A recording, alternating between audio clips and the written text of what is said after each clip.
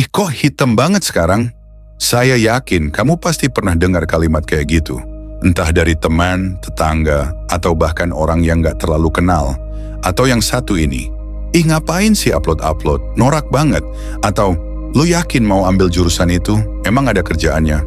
Dan yang lebih halus tapi tetap nusuk.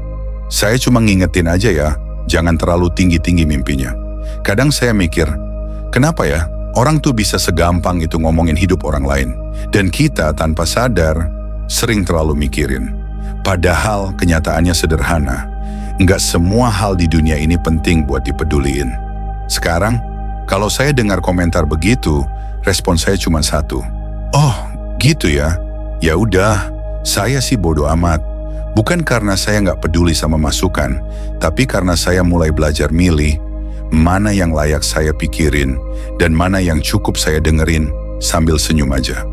Makanya di video ini saya mau ajak kamu belajar satu hal penting, seni bodo amat. Gimana caranya supaya kamu bisa lebih tenang, lebih fokus, dan gak capek mikirin hal yang sebenarnya gak penting. Coba deh kamu perhatiin, dari pagi sampai malam ada berapa banyak hal yang sebenarnya gak penting tapi tetap kamu pikirin. Ada orang yang ngomongin warna kulit kamu, pilihan jurusan kamu, cara kamu berpakaian, atau bahkan cara kamu jalan. Padahal yang komentar itu juga belum tentu tahu hidup kamu kayak apa. Tapi karena kita terlalu sering dengerin, akhirnya kita jadi ragu, gak percaya diri, dan pelan-pelan kehilangan arah sendiri. Nah disinilah pentingnya seni bodo amat. Saya suka nyebut ini sebagai jurus andalan untuk tetap waras di tengah dunia yang berisik. Kalau kamu belajar biologi, pasti tahu yang namanya sistem imun. Tubuh kita itu nggak mungkin bisa lawan semua bakteri dan virus yang masuk. Makanya, sistem imun cuma fokus lawan yang berbahaya, yang lainnya diabaikan. Karena kalau semua dilawan, tubuh bisa kelelahan sendiri, sama kayak hidup kamu.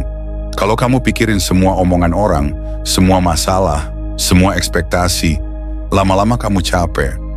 Bukan karena kerjaannya, tapi karena kamu terlalu banyak peduliin hal yang seharusnya nggak perlu. Atau coba bayangin kamu lagi buka HP. Semua aplikasi dibuka barengan. YouTube nyala, IG jalan, TikTok belum ditutup, ditambah buka Google Docs, Spotify sama game. Apa yang terjadi? HP kamu lemot, overheat, ngelak, sama persis kayak mental kamu. Makanya seni bodo amat itu bukan tentang jadi orang yang cuek bebek, tapi tentang tahu mana yang harus kamu kasih energi dan mana yang cukup kamu lihat. Lalu bilang dalam hati, oke, noted, tapi saya nggak harus masukin itu ke kepala saya. Karena kamu nggak akan bisa kontrol omongan orang. Yang bisa kamu kontrol adalah respon kamu sendiri. Dan jurus andalan itu cuma satu, bodo amatin hal yang nggak penting. Langkah pertama untuk mulai belajar seni bodo amat itu simple. Sadar kalau nggak semua hal layak kamu pikirkan. Karena jujur aja, kadang kita terlalu capek bukan karena hidup kita berat, tapi karena kita mikirin semua hal, termasuk yang sebenarnya nggak penting. Saya suka bandingin ini sama hukum dasar di fisika.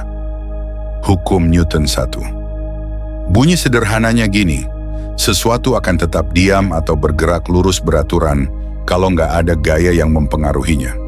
Nah masalahnya, kita terlalu sering ngasih gaya ke hal-hal yang seharusnya nggak usah digerakin. Kita mikirin omongan orang, komentar random, sindiran nggak penting. Padahal itu semua cuma gangguan kecil, tapi karena kita tanggapi, dia jadi ngaruh. Jadi seni bodo amat itu kayak membiarkan hal yang nggak penting tetap dalam keadaan diam. Nggak usah kita sentuh, nggak usah kita kasih energi. Kalau kamu anak IPS, coba bayangin konsep biaya peluang di ekonomi.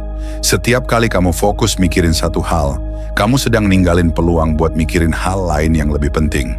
Kalau kamu buang waktu mikirin komentar nyinyir, artinya kamu kehilangan waktu buat mikirin hal yang benar-benar bisa bikin kamu berkembang.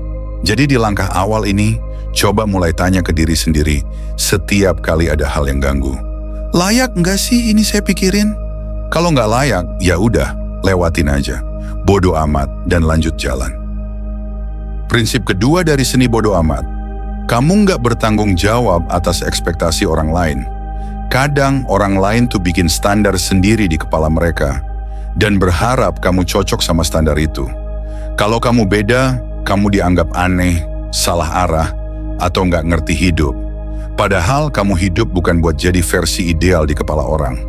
Kamu hidup buat jadi versi terbaik dari diri kamu sendiri. Saya suka analogiin ini pakai konsep dasar di matematika, fungsi dan variabel. Kalau kamu tahu rumus fungsi f(x), itu artinya si fungsi tergantung sama nilai x. Tapi hidup kamu bukan f(x) di buku orang lain. Kamu itu variabel bebas yang punya rumus dan grafik sendiri. Kalau kamu terus ngikutin grafik orang, lama-lama kamu lupa bentuk asli dari grafik kamu sendiri. Kamu juga bisa lihat dari sisi sosial. Di sosiologi, ada yang namanya norma dan nilai sosial. Masalahnya, nggak semua norma itu cocok untuk semua orang. Kalau kamu maksa masuk ke kotak yang bukan ukuran kamu bisa terlihat normal di luar, tapi sesak di dalam. Makanya penting banget buat kamu sadar, kamu nggak harus memenuhi ekspektasi siapapun, termasuk orang tua, teman, atau masyarakat. Kalau itu bertentangan sama nilai diri kamu sendiri, bukan berarti kamu jadi egois, tapi kamu belajar buat bilang dalam hati, terima kasih atas sarannya, tapi saya punya arah sendiri. Dan disitulah seni bodo amat bekerja. Kamu dengerin, kamu hormati, tapi kamu nggak harus turutin. Prinsip ketiga dari seni bodo amat, rasa sakit itu pasti, tapi penderitaan itu pilihan. Kita semua pasti pernah disakitin, dibohongi, dihianatin, diremehkan, dijatuhin. Dan itu semua sakit, wajar, namanya juga manusia. Tapi yang sering kita nggak sadar, kadang kita sendiri yang memperpanjang rasa sakit itu. Dipikirin terus, diulang-ulang dalam kepala, diputerin kayak playlist kenangan pahit. Padahal kamu punya pilihan, mau terus nanggung sakit itu sampai merusak hari-harimu, atau kamu terima, kamu peluk, lalu kamu jalan lagi. Saya suka analogiin ini sama reaksi kimia. Dalam banyak reaksi, ada yang namanya reaksi endoterm, reaksi yang menyerap panas supaya bisa terjadi. Sama kayak rasa sakit, dia datang karena kamu menyerap terlalu banyak panas dari luar. Tapi kamu bisa milih, mau terus nyerap sampai meledak, atau kamu netralin dengan pendingin, yaitu kesadaran dan penerimaan. Atau dari sisi psikologi, otak kita punya kebiasaan yang disebut rumination. Terus-menerus muter satu pikiran negatif, berulang-ulang. Dan itu yang bikin rasa sakit kecil jadi penderitaan panjang. Jadi di titik ini, seni bodo amat ngajarin kamu satu hal penting. Kalau kamu jatuh, ya nggak apa-apa. Rasa sakit itu tanda kamu manusia. Tapi jangan kamu tinggal di situ. Karena hidup kamu lebih besar dari luka yang kamu alami. Kamu boleh berhenti sejenak, tapi jangan berhenti sepenuhnya. Karena kamu punya kuasa buat bilang, saya luka, iya, tapi saya nggak harus menderita terus. Jadi, kalau kita tarik benang merah dari semua yang udah kita bahas, seni bodo amat itu bukan tentang jadi cuek sama semua hal. Bukan juga tentang jadi orang yang dingin atau nggak peduli. Justru sebaliknya, seni bodo amat itu seni memilih. Memilih dengan sadar mana yang penting buat hidup kamu dan mana yang nggak layak buat diisi di kepala dan hati kamu. Kita udah pelajari 3 prinsip utamanya. 1. Nggak semua masalah layak dipikirin. Energi kamu terbatas. Jangan buang-buang buat hal yang nggak penting. 2. Kamu nggak bertanggung jawab atas ekspektasi orang lain. Karena kamu hidup buat jadi diri kamu sendiri, bukan pemeran cadangan di cerita orang. 3. Rasa sakit itu pasti, tapi penderitaan itu pilihan. Kamu punya kuasa buat memutuskan kapan mau bangkit dan lanjut jalan. Dan ingat, seni bodo amat itu diterapkan untuk hal-hal yang tidak penting. Bukan buat urusan yang butuh tanggung jawab atau nilai hidup yang besar. Keluarga, kesehatan, masa depan kamu, itu jelas harus kamu pedulikan. Tapi komentar orang yang gak kenal kamu, omongan nyinyir, standar hidup orang lain, disitulah kamu perlu mengaktifkan seni bodo amat. Terima kasih udah nonton sampai habis. Kalau kamu dapat insight dari video ini, jangan lupa klik like dan share ke teman kamu. Dan kalau kamu pengen dapat konten reflektif kayak gini terus, subscribe aja biar kita bisa belajar bareng di video-video selanjutnya. Sampai ketemu lagi.